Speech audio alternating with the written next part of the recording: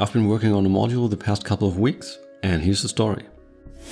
The module is probably going to be called Olive Street. It's 87 centimeters or almost 3 feet long and 20 centimeters or 8 inches wide. The name comes from the prototype location that served as inspiration. There's a Google Street View link down in the description if you're interested. I had the lumber for this module lying around for about a year and wanted to use it as a simple one-track module to extend the switch lead on the Glacier module, but decided to do a little bit more with it. Mostly to try out a couple of things and get some more practice scratch building structures. One of the things I wanted to test was building roads and grade crossings with styrene.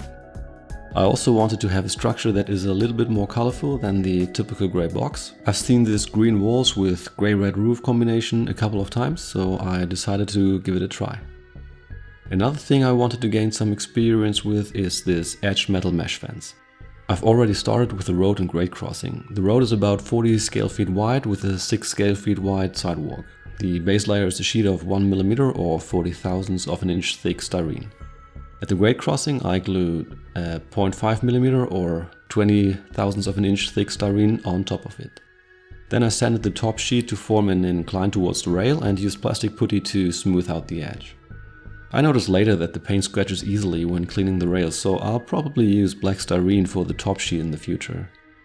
I wanted to be able to remove the buildings if I need to, so I glued screws into the bottom of the structure to fix them in place.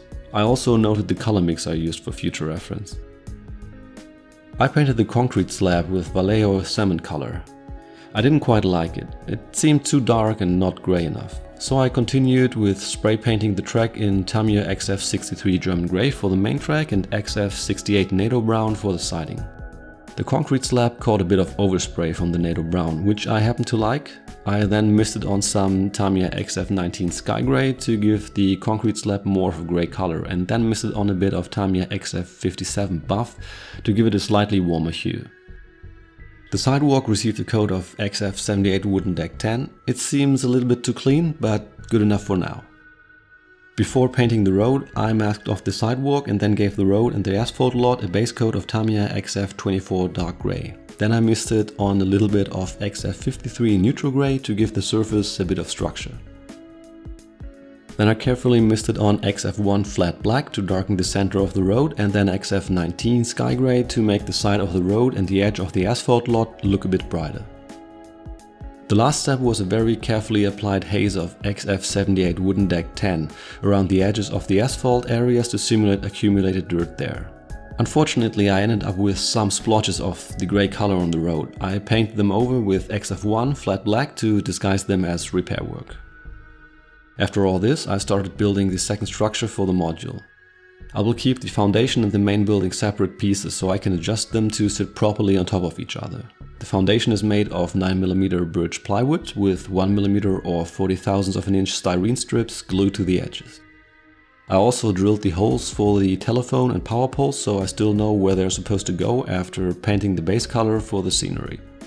The next step was painting the ties to break up the uniform appearance of the track. I used cheap acrylic paint for that. A light, dark and medium grey work great. A dark brown grey and a light tan color gives some additional variation. I use a mix of water and alcohol to dilute the paint. At this point a couple of days had passed and unfortunately I had to re-glue the asphalt lot and the concrete slab because the edges had started to pull themselves off of the wood. I used a solvent-based contact cement this time and also sanded the underside of the styrene as best as I could to help the glue grab the styrene.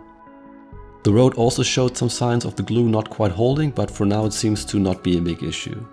After that unexpected adventure, I painted on the base color and sifted a mix of plaster and powder pigments directly into the wet paint to give the surface a little bit of texture. The paint I used is simple wall paint in a color called gravel. The texture is not fully rigid at this point, so I have to be careful while ballasting.